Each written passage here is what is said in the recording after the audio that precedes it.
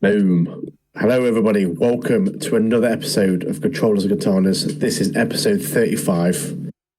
Ian is dead. His tooth's rotten, that he thinks. I've diseased. I've got an infection in my tooth. I'm currently on antibiotics. All this side of my face is just numb. I've swollen all here. I can barely talk, but I'm putting up with it. I'm getting through it just for you beautiful people out there. For the fans, for the people. So I'm Martin, aka Martin Cool, here with Ian, aka Relic. And we've got some more anime to talk to you about. We've got some more shows. So I'm going to kick it off with the soundboard. Start with that one. First one, easy. Yes, science! Bit of science for you. Done. So not only do you get anime and TV shows, you get science lessons as well. So what do you want to start with today? What should we kick it off Kick with? it straight off with Blue Lock, to be fair, you know. Blue Lock, mate. I watched this today because I was a bit behind on my shows. And yeah. What do you reckon to this week's episode? It was a good episode, don't get me wrong, but Wasn't compared to others, is it? no, the anime seems to be slowly declining again on this as well, doesn't it? A little bit. It left me wanting more, I must admit. There was a couple of good bits on this. Obviously, Nagi's got everyone fired up. I love how Nagi's like this at the start, like, I look stupid. He questions if his celebrations are like cringe, isn't it? Like, is this cringe? It's not. It looks cool, mate. But he looked sick. He really did. But it was good to see more of another character, obviously, like Nico, and what he's good at, etc. They did a good job, obviously, representing it, and obviously he made a play as well, didn't he, to tackle Sai. Yeah. So they did a good job of that, again, of introducing characters that we sort of knew already, but not really, if that makes sense. Like, we've met them before, but we didn't know much about them. Yeah, it's like with Nico. Like, we've seen him before it's in season 1, but now it's opening up a bit more for him. His character's opening up a bit more. He's got this like radar vision. He can see plays about to happen. He's got speed behind him, and because he's so good with judging the field of play, that is why Ego's put him into that position of defence. To work along with the L'Oreal man, isn't it? Big glam man. Legend, mate. But we get a little bit more time on Chigiri here as well, don't we? So he gets some time to shine here. He left Aiku for dead as well, man. Hits a sick cross. Obviously, Sai's come out of nowhere, absolutely intercepted it. But old Rinny boy, didn't he? Rin's come off the rebound, got an absolute outside foot screamer of a goal, mate. Proper impressed IQ, was like, that was actually sick. Yeah, so IQ's realising that Blue Lock's not just a bunch of college kids come to have a match against them. They've actually got talent. Yeah, he's like, okay, Blue Lock, okay, I'll see you. But if you ever play football with me, mate, outside the boot shots, I do them all the time because I love them. And when Rin did the shot, I was like, beautiful. I want to see more, mate. What that made me laugh here as well was Isigi go to dive at Rin to celebrate, and Rin just moving out the way. Isigi just hits the floor. It's a deck, mate. It's hard as well. But yeah, at this point we're at 2-1 to Blue Lock. Sorry, there's 5 minutes left on the clock, isn't there? And under 20s are they're basically going all out to try and equalise before the whistle.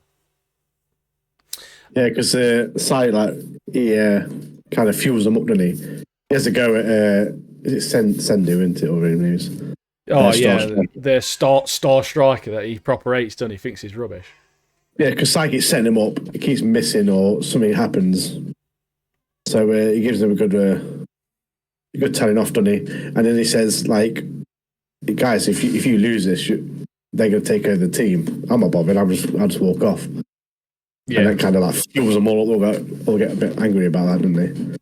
And this is when, so from the goal, they've got like, is it like 10 minutes left or something now? Yeah, I think there's literally 5 minutes left, like. Oh, 5 minutes, that's it, yeah. all out attack mode, isn't it? But our mate Gagamaru, the hero, absolute living legend, mate. He is. I love him, mate. I do. He's coming. He's in my top 5 now. He is, mate. He's a legend. I love him. Who would you say your top 5 is? Oh, top 5: Nagi, Isagi, Chigiri. I'm liking Rin, to be fair. Something about him is a bit annoying, but he's just sick, isn't he? Yeah, I think like for me, Nagi, Chikidi, Bachira, mate.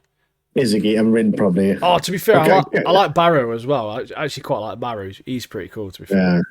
You know, we met him a little bit more, and he got OCD, mate. Obviously, in the actual blue light, I started to like him a little bit. Yeah, he's another good character. I mean, the show's full of good characters. Yeah, it's hard to choose, isn't it? You've got like your main few, haven't you? But you can interchange them quite regular, really. So Kagamaru doing the save, he parries it out. Obviously, Sai's always on the second ball. Whips another one in. Rin saves it, doesn't he? It's like, get that. So in this episode, we have like a battle between Rin and Sai. This like brother battle, and so it's heating up all the way through the episode, and then towards the end, obviously Sai's a shot. Rin stops it. No, sorry. Sai crosses it in. Rin kicks the ball away, and it falls to Sai again, doesn't he? It just like unleashes on. He literally gets one of the most powerful shots I've ever seen. Not even in this show, mate. In the world, mate. Ungodly like volley. Can't beat us though, can he? It's going top bins, isn't it? It's going top bins. L'Oreal man does the splits I've never seen done before. He saves them. We've had one of the most powerful shots ever in existence, followed up instantly by one of the best possible defending saves I've ever seen in my entire life. And that L'Oreal guy, he's a skinny, slender man, isn't he? Oh, he's lank, isn't he? So how he stopped that ball, mate, I don't know, but unreal, mate. Saved the day, knocked onto the bar, half time. And then it ends, doesn't it, with Shido on the bench, like fired up, looks menacing, doesn't he, on the bench? Yeah. So I think next episode, they're gonna have to call him out. You know, second half, sorry. And get that guy out of it, the Sendo, because he's not really doing anything, is he? No. Swap Shido for Sendo. I think that's what Sai's doing, though, isn't he? He's literally like kind of bullying them out of it. Saying, yeah. You crap, mate. Basically, you're not a good striker at all. Basically, like. Want to get rid of him to get Shido in, isn't it? So, yeah, it'll be sick once they bring him on, mate. Start getting competitive. I think he'll bring a complete different aspect to it because he's a psychopath. He's an absolute nutter, isn't he? But how long will he stay on the pitch? Yeah, true. He'll get red card. He'll kneel like Rin or something. Straight in the nose, mate. Red card instant. So if it looks like I've had a stroke, everyone, I genuinely haven't. I ain't had a stroke, I promise you. Promise you. That's just his face. It's just my face at the moment, man. It looks red as well, but I'm just proper dying. I'm just fizzling out of existence slowly. But he did say at work today, he's like, I've got to do it. I've got to do it for the fans. I've got to do it. I won't be there tonight on the podcast. I got to, mate. Literally, right? I'm not even joking. I actually nodded off, and I woke up at like 10 to. Got a drink and stuff sorted and jumped straight on. I can't leave it, mate. It's like 35 weeks straight we've been doing this, mate. I can't be missing one. I don't care how deceased I am. Even if I'm in full set rigor mortis, mate, I'll be here. Get wheeled in, like. Oh, no, I got a podcast, innit? I got a podcast on Thursday. Roll me in. One day there'll just be an urn next to the camera with my ashes in it, mate. Yeah, so we are committed, is what you're saying. We are committed to the cause. And for better or for worse. It's like a marriage, isn't it? Life or death, mate. We do enjoy every week. And obviously when we're doing shows as well, we're like taking notes and stuff, and I'm enjoying it more as well. Like picking up stuff in shows that we don't usually pick up. Oh yeah. By taking all these notes and stuff. Yeah, should we talk about Fire Force? Yeah, I did open up Dandadan, but yeah, let's do Fire Force. Just mix it up, innit? Mix it up. So episode 15, we did 15, 16 this week. Right at the start of this, you basically get to see, obviously, the evangelists, Archer and the other geezer. Basically, they're walking into what we assume at this point is Shinra's brother at the start, saying obviously like, oh, he'll go next time, so hopefully we're getting close to him and Shinra meeting, aren't we? Yeah. That's like the main thing. We want to see what's cracking off with that. And I think the biggest takeaway from this episode is the opening theme, mate, to the episode now, the new opening, is an absolute all-out banger, mate. It's absolutely unreal, isn't it? Yeah, and like I was saying, like, I've told Ian this before, like, in 2014 when I went to Japan, I went into the music shop and it had this, like, the headsets where you can listen to music and stuff. I was like, oh, I'll have a look. Because it's like metal, new metal and rock and stuff. I was like, my cup of tea there. So I went over, put the headphones on, and it was Cold Rain, like a band called Cold Rain, which I quite enjoyed, so I listened to. This intro song is by Cold Rain. Well, as soon as I saw it, I messaged Ian like, it's Cold Rain, it's Cold Rain. I know these guys. But yeah, sick intro now, sick intro music. And to be fair, the ending music as well is not too bad. Yeah, I didn't notice it on episode 15 because I must have just skipped it and just turned it off as soon as it ended. But on episode 16, my last note is literally the outro's a banger too? Question mark. Well, this it does confirm that Shu is the guy on the throne in this episode, because it comes up with his name as like Shu's Shinra's brother, and he's got a sick guitar on this, so I want to see what he can do with that sword. I know. I'm looking forward to them meeting each other. I want to know what it'll be like. Because I'm wondering. I don't know, because they don't say Shinra. They just say the kid who's got an Adola burst or whatever, don't they? Yeah. I wonder if he even knows it's Shinra. Do you know what I mean? Yeah, man. That'd be like a mad introduction. But that show guy's got in Adola burst as well. So yeah, them two going at it, mate. That's gonna be such a good fight. That. And it's gonna happen because they've only got what 9 episodes left. Well, of this season. Yeah. That's going to happen to bring it to a finale at the end of this season, surely. Oh, yeah. Looking forward to that. Introduce some weird scientist nerd as well, aren't they, for this one, to Company 8. He's a weirdo, mate, he is, and I don't trust him at all, I don't. Yeah, so Hajima sent him in to, because Company 8 haven't got like a scientist, haven't they? They've got a scientist and they're lacking that department. So they've brought this guy in because they want to like increase the science field of Company 8. Obviously, everybody in the team is suspicious, as is everyone else watching the show. Like, who's this guy coming out of the blue? Who's this geezer, mate? And they believe he's a rat, don't they? It's funny when he salutes as well. When he salutes the team, he salutes with his wrong hand, doesn't he? Yeah, like, you're doing it wrong. Like, you can't even salute, mate. And it was like, you should salute with your, is it right hand or whatever? Yeah, your other hand. What left hand, yeah. Get a grip, mate, get a grip. But yeah, there's this episode, it's not necessarily a slow episode, but it's like it's quite a fun, a comedic episode in parts, isn't it? And obviously you meet a new character, which they have to go to find an engineer to join their team as well. Otherwise, they'll get them an engineer. And obviously he's like, oh no, we're getting the Vulcan. Like, this is our guy. And he's like, no, you're not, mate. No one's getting him. Like, he turns down everyone. He hates companies. He hates like everyone. So you get this moment where they send Shinra an offer to try and go and recruit him with Iris in like civvy clothes, and they're just dressed up normal. They go see him, and the first thing that happens, they roll up and they start getting blasted by tin cans in the head, mate. Yeah, he gets a right good headshot, doesn't he? Right good headshot on Shinra. Yeah, because obviously Vulcan's not interested. His apprentice Yu comes into it, and he's bringing the parts for Vulcan. And then he goes, oh, if you don't want to speak to you, I'll speak to you. And then obviously Yu explains that Vulcan's like the best of the best. He's the ultimate technician. He has no weak points. But then he tells him about Hijime, because he's got Hijime. They've got like a beef against each other because they want to recruit Vulcan, but Vulcan's like, no, I'm not interested because of something that happened in the past, which we find out later.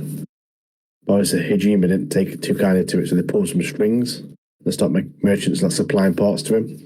So this is why he was going out to all these scrap yards, picking up these parts for the master, that is Vulcan. Proper doing him dirty, didn't he? Proper doing him dirty. Near you as well. He's got like a bandage on his head, mate. Yeah, on his forehead. He's obviously keeps getting banged out by tin cans, mate. He does, doesn't he? It's either thrown a rock at him or someone thrown a can. I reckon that's Vulcan's target, I do. He practices on him, doesn't he? Yeah, so we have another character working with Vulcan. This is Lisa. This is the one who throws tin cans at people.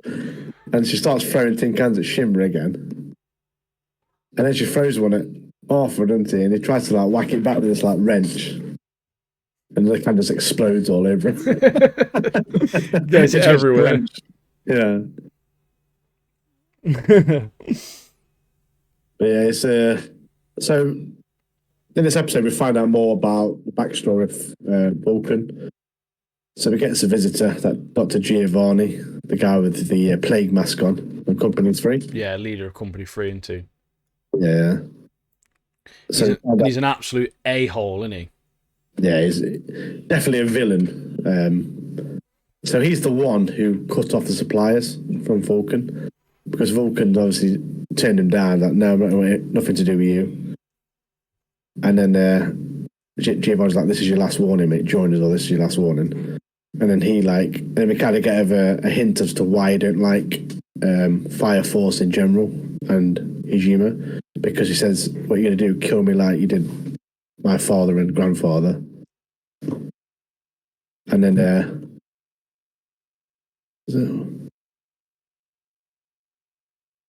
oh yeah, and then obviously he goes back to the workshop, and then Shimmer tells him that they're not like other big companies. Company 8, they want to help people just like he does.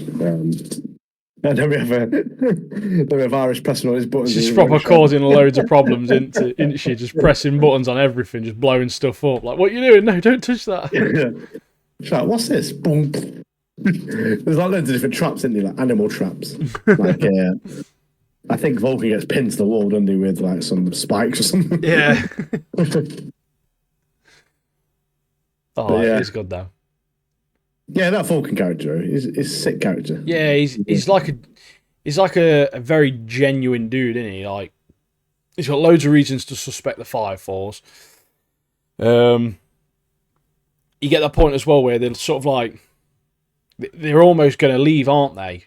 And they're outside, and then Shimmer has that thing again where he can feel obviously something, and he basically essentially hears that Giovanni's going to try and murk off Vulcan. So he's like, no, we need to stay with Vulcan and protect him because something bad's going to happen. And then obviously at that point he just ends, doesn't it? Yeah, we also have that part where, like, obviously Vulcan's seeing like Shimmer Company are different from the other companies that have come, like the Fire Force members. Yeah. He goes, listen, I'm not going to let you go away empty-handed. And then he shows you that mechanism, doesn't he, that his family created. And it gives you that visual display of like the beauty of the world that used to be.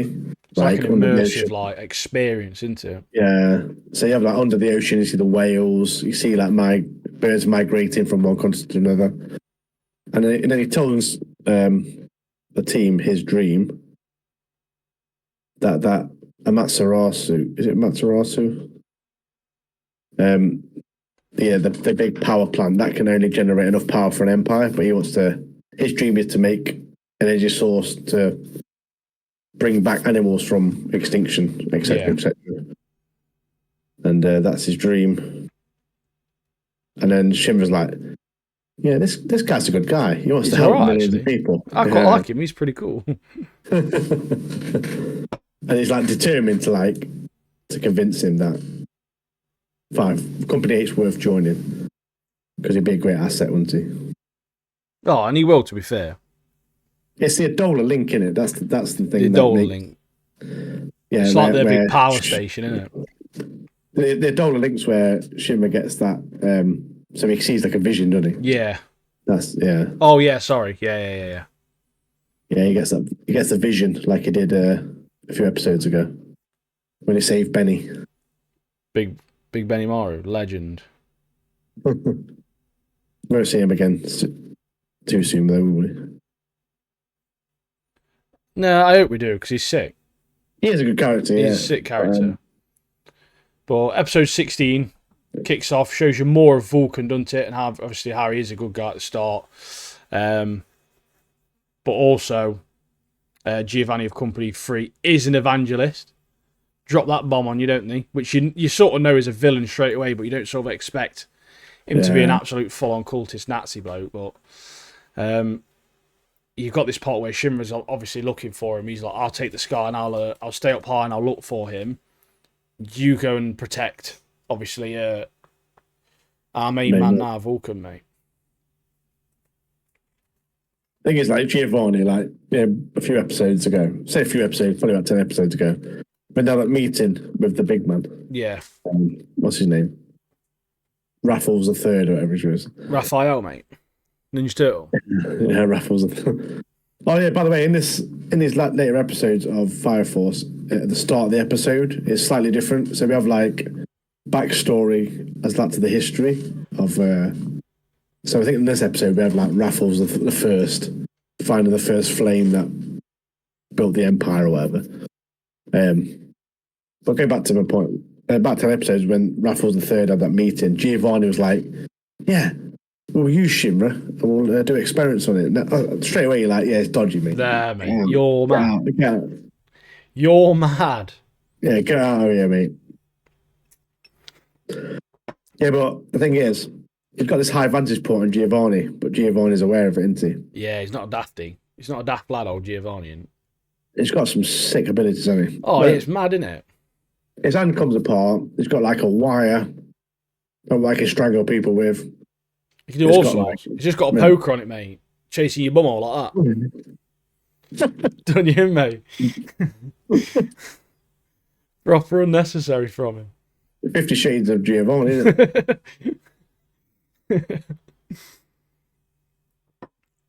But he manages to capture Shinra, doesn't he? And then, mate, this episode made me laugh as well because you got the other two evangelists that roll up to Vulcan's place. Yeah. And there's like loads of them surrounding, and you think, oh, there is loads of them. And then you got Arthur, mate. He's like, oh yeah, I don't feel like a knight, so my flame's not going to be very good. And it's like the more he feels like a knight, the stronger his flame is. So they just get a tart, put a tart around him like a cape. And they literally strap a fake donkey to his crotch. Yeah, donkey's head on it. Oh, it's proper funny, mate. Yeah, so these two people have turned on it. One's a woman and one's a bloke. Yeah. The bloke looks like it's from Zangief from Street Fighter. It's a massive unit of a dude. He's called Frail. And he looks like he'll hit like a brick, doesn't he? But the other one's called... what's it called?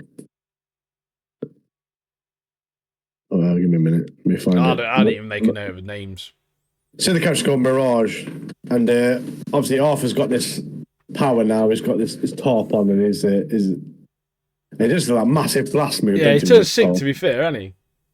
Yes, he's full of confidence, full of power.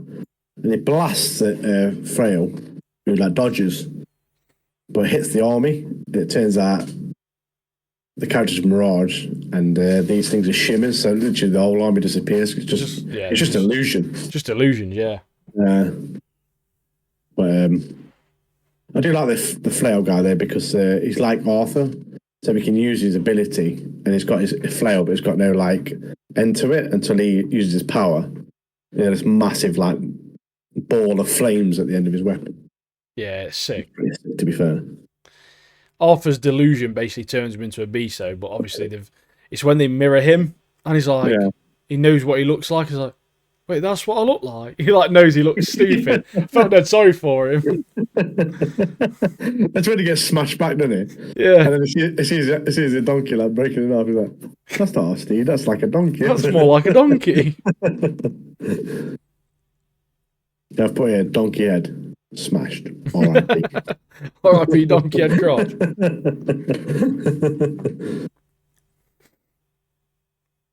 Obviously, he's in a battle in the old Arthur boy's in the battle of his life. just trying his hardest to try and keep up, but Giovanni just walks past like nothing, mate. And he obviously rolls up inside. And I got a little bit angry here, mate. I'm not even going to lie. Oh, Lisa, what are you doing? Yeah, so this Lisa character, she was brought in by Vulcan. Looked after her and stuff. They became his family. And then Lisa, turns out, when Vulcan's about to go out to help Arthur, she blasts him with like a fireball, and she knocks him down. And then Lisa tells him, Vulcan, that he was sent, or she was placed to get close to Vulcan to find out and to steal an item from him. And we find it's that key to the Maserati, mate. Maserati, yeah. He's trying to steal the Penguin's Maserati, mate. The Maserati, isn't it? Which is the energy source. The power station, isn't it? Yeah. Can't believe she's a dirty evangelist, mate. I don't know, because like she's got a soft spot for him, hasn't she? You know, she's obviously after all these years, she is. I'm not sure, you know. I feel like she'll turn on him harder, you know. Because I think there's a bit where Lisa's like, tell me where the key is, or Giovanni's going to kill you. And then he's like, Walker's like, why would you tell me that if you weren't bothered about me? You know what I mean? Why would you warn me if you didn't care for me? And then obviously because Giovanni's battering Vulcan, who's on the floor, she got blasted with a fireball. Then he starts playing whack-a-mole with all his mechanisms, doesn't he? Mate, I don't know if that was supposed to be serious or not, but it just sounded like a meme to me. I just started laughing at it. Because he was just shouting, like saying bashed over and over, wasn't he? Bashed, bashed, bashed, bashed, bashed, bashed, bashed. He did it about 30 times. But also, there's a part of this one where Arthur quotes Gandalf, doesn't he, mate? Mad respect. Yeah. You shall not pass. I was like, respect Arthur. So Vulcan's trying to get this Giovanni's trying to get this information out of Vulcan. Basically, under the key or he's dead or whatever, basically. Yeah. And then we find out that, he basically disses his whole family, doesn't he? Giovanni's like, yeah, your whole family are gullible. You're too trusting. That's why Lisa was that able to get into your little family. Calling them a load of gullible buffoons. And he pins like you to the wall, doesn't he? Blasts him with his like gun cane. What's a bullet in him, mate? That's mad. Like a fatal injury. And that's when he goes into whack-a-mole mode. Yeah. Bash, bash, bash, bash, bash, bash, bash, bash. Doesn't matter. Yeah, because Giovanni's fuming is like, he's went to all his effort. He's stopped the merchants from trading with Falcon. He's put this Lisa in place to kind of find this key. So he's done everything. And then Falcon's like, no, I don't know what it is, mate. I don't know what you're on about. So then he's going mad. So smash, smash, smash, smash. I think he smashes that mechanism, doesn't he? As well with the vision. Like the one with the sea creatures and elephants and all sorts in it. And then to be continued. And I was like, yeah. End off. Well, that is episode 16. So we've got 7 more, isn't it? We're going to do 3 next week, aren't we? Yeah, 3. There's 8 more, isn't it? 17, 18, 19. There's 24, I think, in total. So I think 8, sorry. Yeah, 8, that's it, yeah. Yeah, we're going to do 3 next week. Because we're going to be finishing Cobra Kai this week. Which we have finished, yeah. Which we'll be talking about shortly. After a bit of Geek Soundboard. Nah, we'll talk about Dandadan first. But I'll put Geek Soundboard up anyway. What up, biatch? What up, biatch? Classic. These ones I think are a little bit odd, you know, for some of the ones I've picked. Huh? Yeah, I think so. Oh, nice. So, Dandadan, episode 8. What do you reckon to this episode then, mate? Good episode. It It's completely different to last week's episode, but it kicks off with a mountain of food, and you know I love to see that, mate. Mad for a bit of food in anime. I mean, with noodles at the moment as well. You love noodles, don't you? Oh, it's about the only thing I can eat without dying, mate. Noodles, soup, anything soft. The best part of this episode is Okuron getting his ball returned to him. So basically, they've got his one ball left. We've got his one ball back. He's tied to a chair. The one ball wonder, mate. Can't move. His legs are open. And Turbo Granny does a fast bowl right into his nut region. Return his ball home. But I like thingy, Momo's granny's got the no, big Seiko, isn't it? It's before that as well, where Ira and Momo are just going head to head straight away. Momo wants her to apologise to Okuron, but she's like, she thinks Momo's a demon, thinks that her grandma's a demon as well because she looks too young and she's too hot. But like they've got loads of food in the mouth, haven't they? While they're doing it, like, arguing and that. But it's like noodle language. It's Granny Psycho, mate. Momo's mama. She's like, just kick her ass. Like she wants Ira to beat up Momo, mate. Yeah, that's sadly with her. Got like a little love triangle going on, haven't they? So it's like back on genre number 6 at the moment on this, which is like romance. But it's literally got every genre possible in this show, hasn't it? But yeah, the one ball wonder, that scene proper made me laugh, mate. Turbo Granny and Psycho playing baseball with his nuts, smashing it between his legs. Turbo Granny in that little cat talisman thing. So good, isn't she? One of the best characters in the show. Yeah, you get like a long... Half of this episode is basically just Momo again, just... Obviously, it's just the romance part of it, isn't it? Essentially, yeah. It's like she's hanging around with she thinks that Okuron's hanging around with other women, and she's obviously seen him and Ira, on the floor. But in reality, he's just been trying to get strong in secret, and he can't find his way out of a wet paper bag, mate. Can he, bless him? So he's trying his hardest to get stronger, but Ira's jumped him and he's tried to batter. They just fell over, haven't they? Yes, there's a bit when just before that, Ara tries to like confess her love for Okuron. And he goes, "What are you about?" It's like, "Oh, I read it in a magazine." It's like, yeah. She goes, "The guy needs to seal the deal." It's like Okuron's like, "What kind of magazine did you read?" It's like, I was like, "One in my dad's den." Dad's den. So you're not supposed to be reading that. That's funny, is that? Yeah, I found my dad's den. That's like, obviously dodgy then, isn't it? That's a proper creepo, mate. The den. Which is like, this smooching sweaty and wearing handcuffs. When he's got weighted wrists, hasn't he? He's got a little dungeon, hasn't he, bless him? Yeah. Like a thing into out of The Boys, isn't it? With a red gimp tied to the wall. Yeah. But it's gone straight to supernatural again, because everyone disappears. And it's Okuron and Ira, aren't they, together? And Momo's on her own as well in a different classroom. And they're basically trying to find each other. And they're basically in like a different realm or something. And there's like a weird Godzilla kaiju dinosaur thing in the school, isn't they? And it's just beaming down walls. And then, and obviously Okuron and Ira have got this... them aliens are back, aren't they? Oh, yeah. Some full-on Hitmonchan-like Pokemon alien appeared with Okuron and Ira. Yeah. Big Head Robo Pecker aliens are back. Everyone just wants his dick and balls. And he's rightfully fuming about it, isn't he? Yeah, it's like they return for Okuron's banana organ. Yeah, and then they strip, they knock Ira back. And then they strip Okuron nude, don't they? He's basically floating in the air. Then Ira turns into the silky. Yeah, the silky aura transformed her, hasn't it? Yeah, so she's got that. Yeah, because she had took out on the power of Silky. Now she has the abilities. And unfortunately, that's where the episode ends. So yeah, not a bad episode.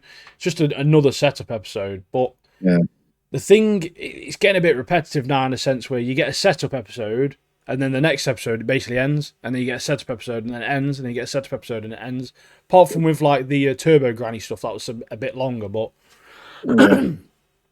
I'm hoping this build-up isn't just for like one episode long. I hope it actually continues to a bit more and obviously introduces more and goes a little bit more.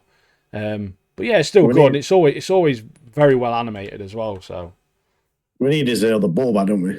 Yeah. Surely that's the finale, and that's what it's leading to. Leading to these aliens. I don't know what these aliens are doing. I think it's just to show that Silky's got the Silky abilities that Ara's got now. Oh yeah. Yeah. You want to talk about Like a Dragon? Yeah. I've got mate. I've got no notes for this at all. I've got like 3 notes for it, 4 notes for it. I mean, I've got loads, but we'll just go through it and. Yeah, like I thought the fights were better in this episode. They seem more genuine in parts, especially obviously Kazumaz. Or Kazumaz, is that his name? Kiru, isn't it? The main guy. Oh yeah, it is Kiru. Yeah. Do you want me to start and? Yeah, this episode was basically just about Nishki's downfall. Like, I don't understand. Like, he's a full-on dweeb, mate. The Yakuza don't even like him, but in 2005, he's like number two in command or whatever. So hopefully we see how that fully happened. So Aiko the bitch, mate. I hate her so much. She needs a terrible character. I know her, mate. Selfish bitch. But so she thinks her daughter's dead. She walks into the lake where her mum died. It's like, yeah, she's ready to commit. Yumi, her sister, gets there in time with Kiru, stops her, tells her that her daughter's still alive. Aiko's back at the van full of money. Nish rings up Yumi saying, have you got the money? Yeah, we found the money. Okay, bring it to the Millennium Tower and we'll swap it over for Aiko's daughter. So he's a bit dodgy straight away. And then Kiru's like, are you working with a demon? And Nish was like, you're the one who betrayed us 10 years ago. And then it flips back 10 years earlier. And obviously we find out, I mean, we know that Nish is trying to get this donor for his sister because she's like really ill. And he still needs the money. So obviously from last episode, the boss they're working for, he wants Kiru to lose the fight. So he gets his goons to give Nish some drugs to put in Kiru's drink while he's fighting. Obviously, to drug him, make him lose the fight. So Nish is on a secret mission now to do that. And then, what notes you got? Have you got the fight on? Yeah, so I've got the fight, and I've got that Nishiki gets caught out trying to drug him, and then obviously he comes clean to them all. The fighting obviously gets a little bit pants after this part, a little bit. But basically, he's saying, "Look, I've been told if you need to lose the fight because we can save her life, we can get a kidney if you lose the fight." But one of the parts that got me, mate, is the slow-mo parts. It didn't look like they was just fighting normal and they slowed it down. It looked like they was pretending to go slow motion like that. Yeah, so Kiru is a proper battering this Emperor guy. This Emperor guy's meant to be like the lead, the champion, basically. Yeah. Kiru's battering. Kiru's no character what he's in the game, but yeah, it's proper battering him. And then, obviously, after he finds out Nish has got this secret mission or whatever, his mission is to try and make Kiru lose. Kiru's like holds off, doesn't he? And he starts getting battered. Then he's like, he gets knocked back, he gets a sneaky uppercut, doesn't he? Knocks the Emperor guy out. So he wins by a technical knockout. Unfortunately, it's like his instincts take over, and he's like falling like bang. So unfortunately, Mihu dies in the hospital. Sad scenes there.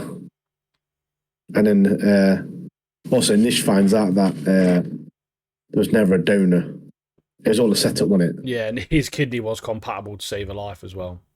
Yeah, so Dojima wanted to use this opportunity to use Nish to obviously make Kiru lose the fight so he gets loads of money for this tower that he wants to buy into.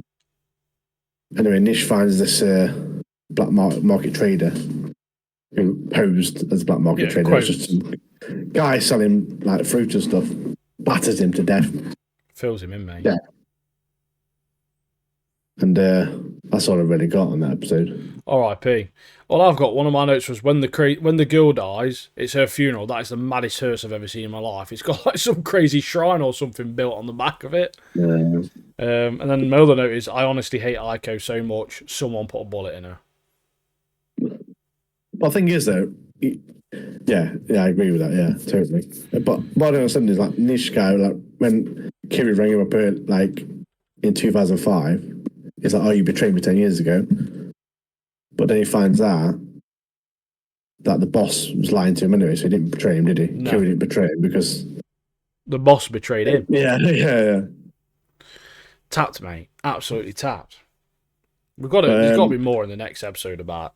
more of a lead-up to conclude the story, I guess. But I don't understand where it's going to go, to be honest.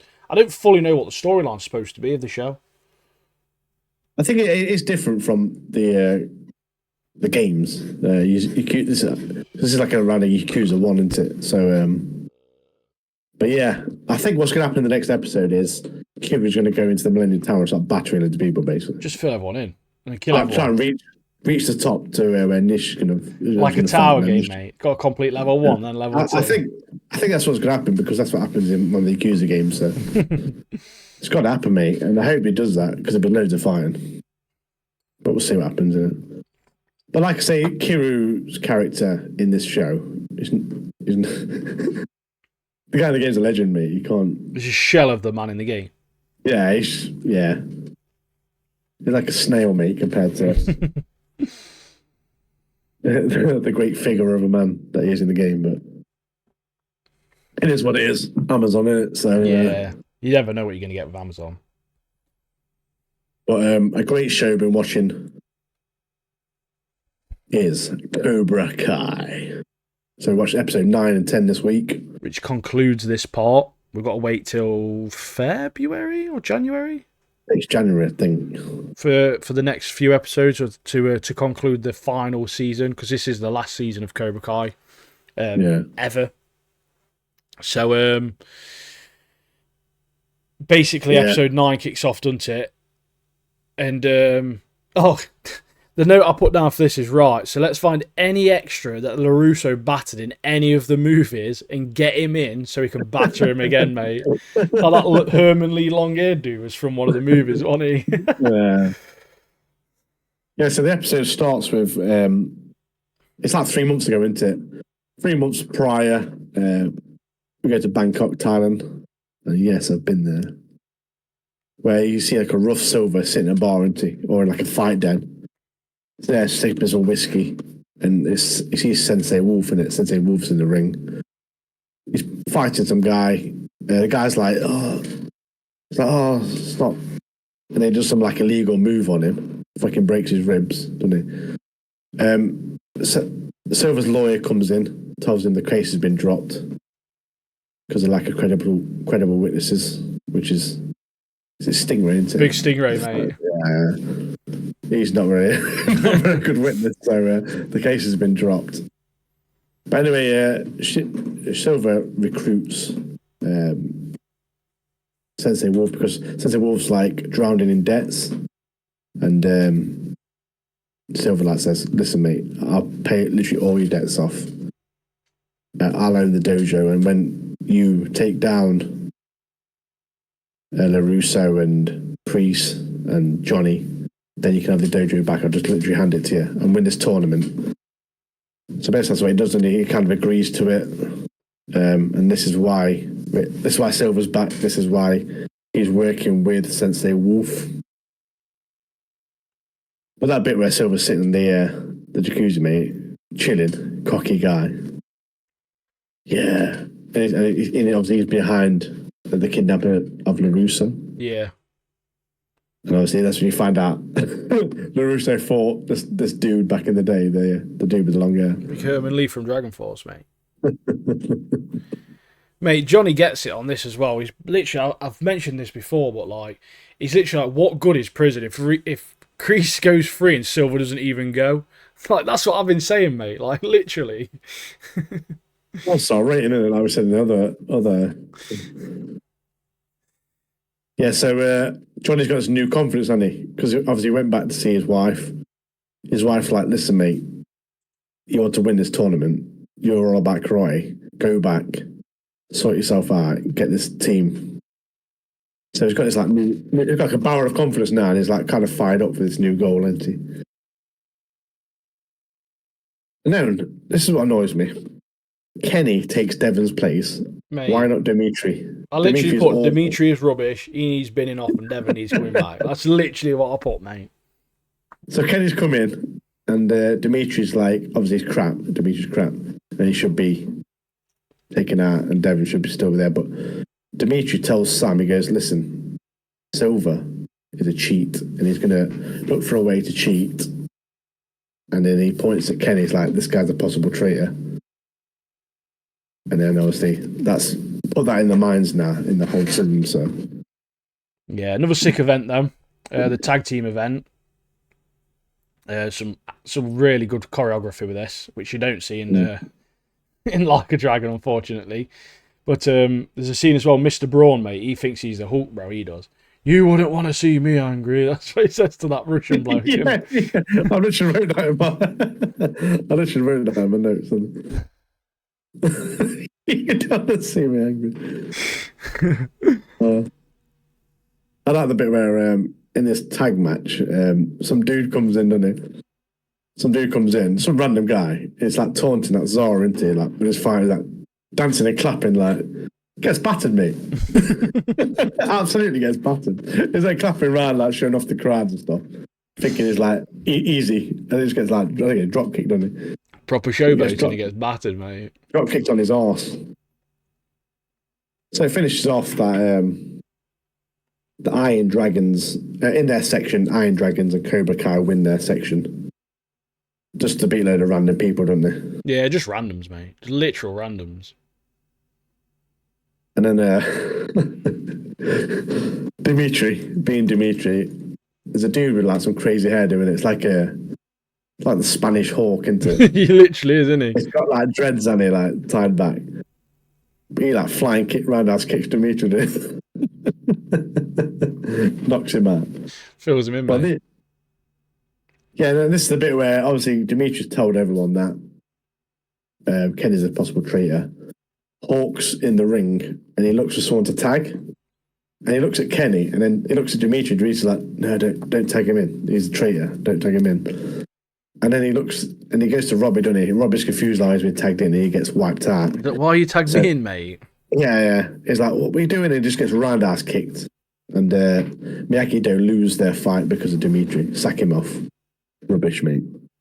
Rubbish. And you get this like emotional scene in the locker room where Miyagi-Do realise that like this is it. Obviously, after this tournament, they're all going off to different schools, different ways. This is the last time they'll properly be together, and obviously it's the last season as well. So it goes right, and they've obviously banded together as his team now. And they're like, "Who are we, Miyagi-Do? Who are we? We are like give some of that, don't they?" And they go out, mate. Robbie versus Kwon, into it, and Robbie is locked in, bro. It's the best we've seen Robbie fight ever, mate. I swear, ever. Such a great fight that is. He does this like flying kick, doesn't he? Absolutely wrecked Kwon, mate. Goosebumps. I actually had goosebumps, mate. I loved it. Absolutely loved it. Kwon though, it's got like a new hairdo, hasn't it? It's got like an anime hairstyle. Yeah. But he's cool, like Asian anime hairstyle, mate. He's proper cool, isn't he? He's an arsehole, but he's a good character. I really do like him. We have that bit as well where it's like this was way before in the episode where Joseon's like, yeah, Kreese plays dirty and Silver plays dirty. So why don't we like kind of direct it from us? And like obviously Kreese and Silver at each of his throats as well. And they played like a trick on Kreese where they take his knife from his locker and they put like a spar note in the holster. And obviously, Kreese thinks it's Silver and headbutts him, doesn't he? And that's when Gunther guy's like, you don't want to see me angry. The whole proper funny, mate. Big Braun. Yeah. But yeah, go on. Then into this episode with Robbie, mate. So sick, mate. Miguel's been saying all this time is like, you are the leader. You know, you just need to believe in yourself, and obviously does believe in himself. Batters everyone. So good, mate. So good. Silver gives LaRusso an envelope, doesn't he? And it's got like some of the something from obviously Mr. Miyagi's past. And we asked him, Mr. Miyagi was a bad man. He milked his opponent off back in the day, didn't he? Killed him, mate. Yeah. Brown bread. Win by death, mate. I like the bit as well where Silver does approach Kenny. And he's like, what have they ever done to you? What's Miyagi ever done to you? Come with me. We haven't lost a match yet. Join us and we'll take you far or whatever. And then Kenny has a fight, and this is on his mind. This is what he said. Double uppercut someone, doesn't he? Oh, so sick. Milk someone off, and then at the end when he's winning, does that like freaking the old spinner? Yeah, with middle finger. Yeah, right back at Silver. But Silver just laughed. Kreese needs a bullet as well, mate. The bloke's lost his mind, hasn't he? Like it's just a karate tournament, bro. Like it's not that deep, mate. It's not life or death. You're not in like Vietnam, bro. Like. Yeah, it's walking around with a blade, isn't he? Like Ezio or something. Yeah, he best murk off Silver before anything happens, though. That's like that was my note at that part there. And then that's pretty much episode 9. That bit with the the bit where he's on about Robbie's new man. Yeah. Because Tori tells Robbie that Kwon has been playing you, mate. You've been playing. He has this like, fiery look in his face, doesn't he? That turns around. Changes him, doesn't it? He's done. Mercs him up. But yeah, let's go to the next episode. I'm just going to do the last geek sound. You're goddamn right. I think people will get it at that. You're goddamn right. Got to get it at that bad boy. But yeah, episode 10. This is like not the finale, but this is the last of this part of episodes. My first note is Robbie is my fashion icon. Mate, everything he wears is literally something I'd wear, but he just looks cooler wearing it. Like, whoever's designed him and like gives him his clothes, mate. Like, sick style they are. I love it, mate. So this episode starts off with Narusso's dream is fighting a young Mr. Miyagi into. Yeah. And obviously he loses because Mr. Miyagi's a legend, mate. But it's about to do the final punch. It's about to punch him, and then you see like the Mr. Miyagi, obviously AI, but he says like, "I'm just telling you to just accept things, just accept things as they are, or whatever." Punches him so hard, mate, wakes him up, mate. It's like, what? Don't punch him to death, mate. Punch him to life, mate. And then we find out that Kreese is still trying to get Silver with his blade, mate. Mate, it makes me laugh. He's sharpening his knife like in a dark room. Bro, you're on your own. Just put the light on, mate. It says a lot, and all his fingers are gone. It's like, hey, what happened there? It's not that dramatic, bro. But yeah, so he's following Silver, and then he overhears Silver, Wolf, and that dude with long hair. I can't remember his name. They're all talking, and Silver's like, "Yeah, the media team's ready, and they're about to do something, they're about to unleash something." And then Kreese is like, I'll hold fire for now, see what happens. And then that Gunther guy has an announcement, doesn't he? He gets all the teams together, basically saying the Russian team, Tiger Strike, the Russian team, you wouldn't have thought, would you? They've been drugging, they've been tested for drugs. They've been tested positive for drugs, and that team's been eliminated. Obviously, the main sensei for the Russian team's fuming. He's not happy. I thought, of course, the Russians are on steroids, even if it's fake. Like it's believable. Yeah. That's what I'm saying. Like you wouldn't think it. They would cheat using drugs. It's like a Rocky all over again, bro. Ivan Drago, isn't it, mate? Drago's a beast, mate. But so now that Russian team's been eliminated, the highest scoring team that was eliminated before comes back. Cobra Kai back, mate. Obviously, Fuck's sake. You can't get rid of him, mate. I literally put, of course, Cobra Kai's back. Fucking plot armor, unreal. But like the thing that annoyed me about this, mate, is like I understand Tori versus Sam having a scrap, but it's getting a bit boring at this point, to be honest. Because how many times have them two scrapped? Like, if they'd have met at the final, it'd have been like a little bit more different. Obviously, now I put that before I knew how it ended. Obviously, the way it ends is completely different, isn't it? But it's mayhem, isn't it? Yeah. But obviously, them two together, they're just constantly scrapping them together, aren't they? But Robbie versus Axel. That's it. That's what I wrote. Really, that's a big matchup, isn't it? Them two. And I put Axel's at least 30. Do you know what I mean? He's not 17, 18, mate. He's literally 30 years old, like 100%. Yeah, he's a Benjamin Button, mate. Full on Benny B, mate. So, oh, mate, sorry. Just looked at one of my notes. LaRusso and Johnny are they're distracted. LaRusso's obviously with the finding out his sensei who's killed someone. Johnny, I think it's to do with Kreese, isn't it? Yeah. Kreese and Silver or whatever. And then Jason's like, listen, mate, you need to pull your head out your arses. Your team needs you right now, kind of thing. The captains need you. And then we have this montage, don't we? Johnny and LaRusso training Robbie and Sam for their fights in different locations in Barcelona. Obviously, awesome backdrops and viewpoints. And the soundtrack, mate, banging. Quality, mate. Classic. And Johnny with his shades on, mate, looking cool in all the montage of them training. That was awesome. But what was you laughing about, man? It's when they get to the tournament part and Big Man Braun gets sparked out by that Russian. that's towards the end of the episode. Like just before that. Well, I just looked down and I just read that bit, then I just proper made me laugh.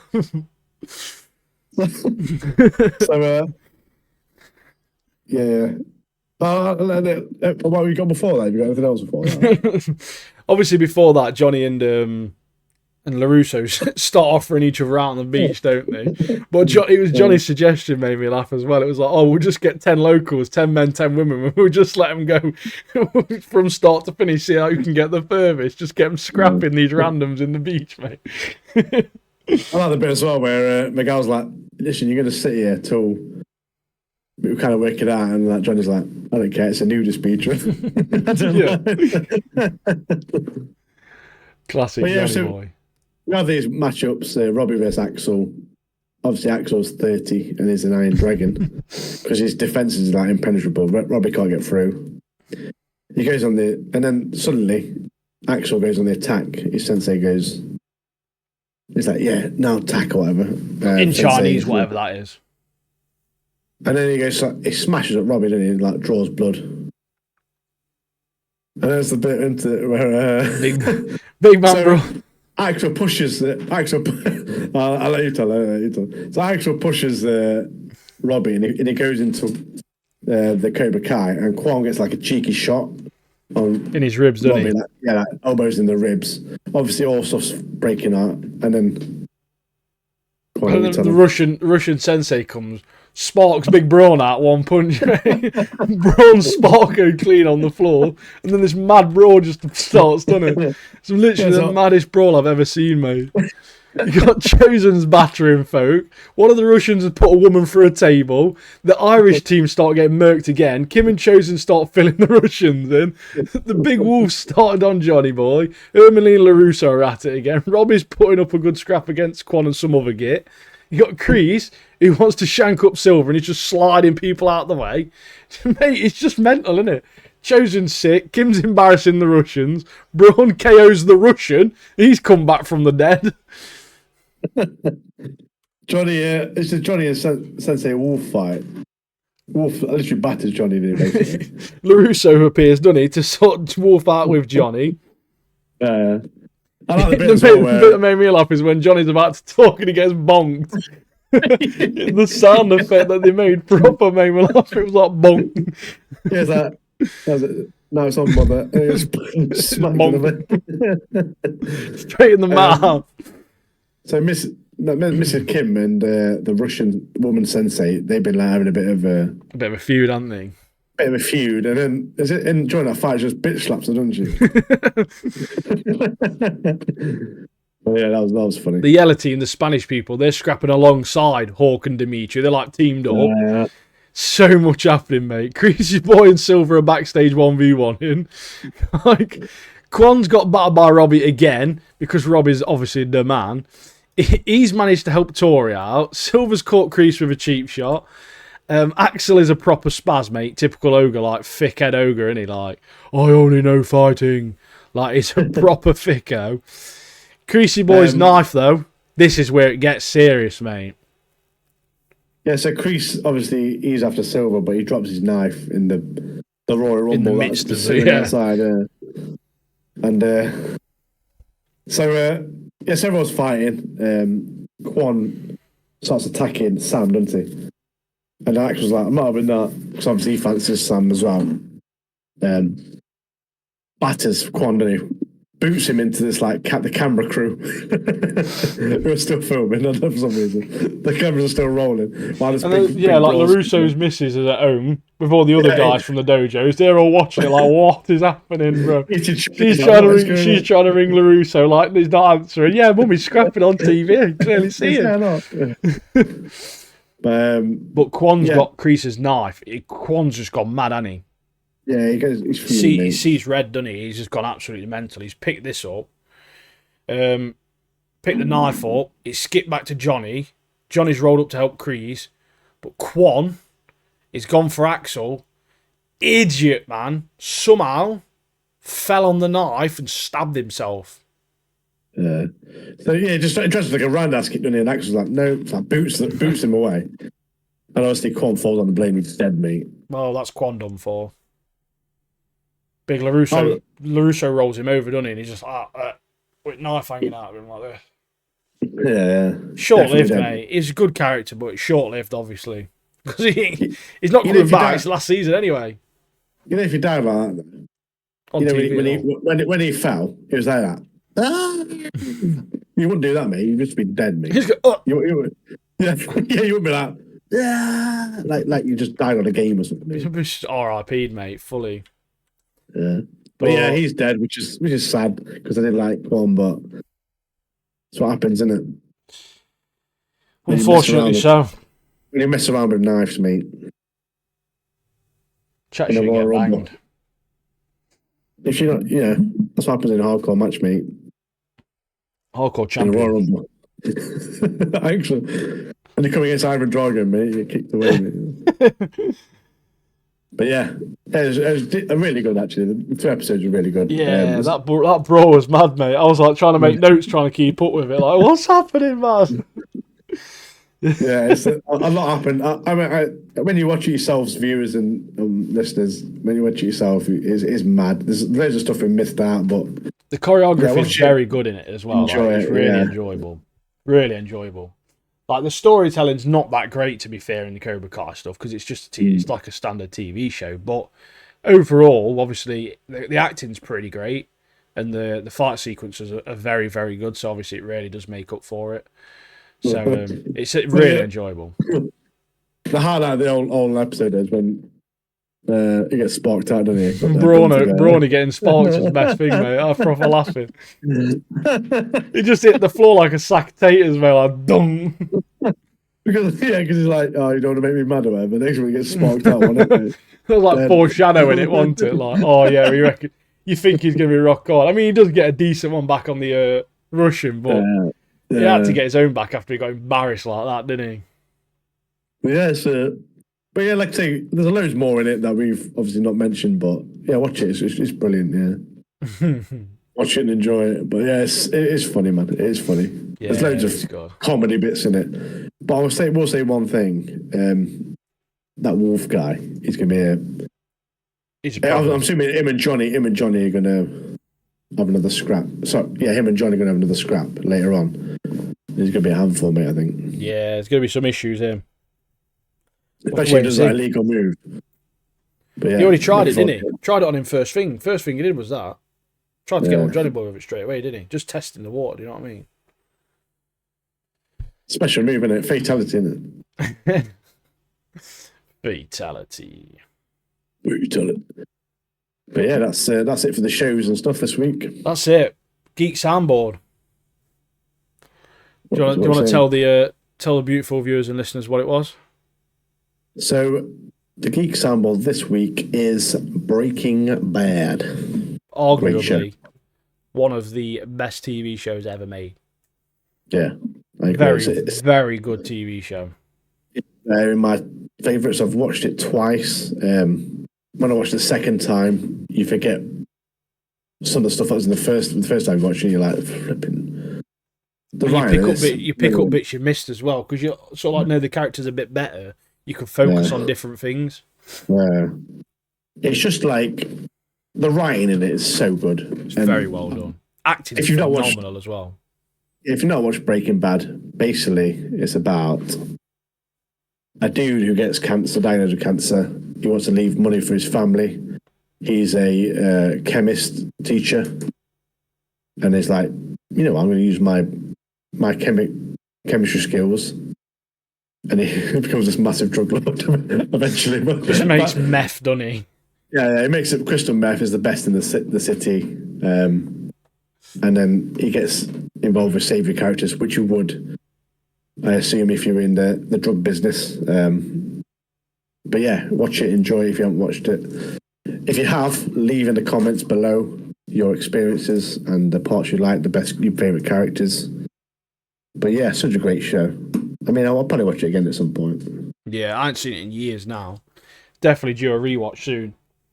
And also, there's a side Better Call Saul, which is one of the characters in Breaking Bad. Watch that as well because that gets really good as well.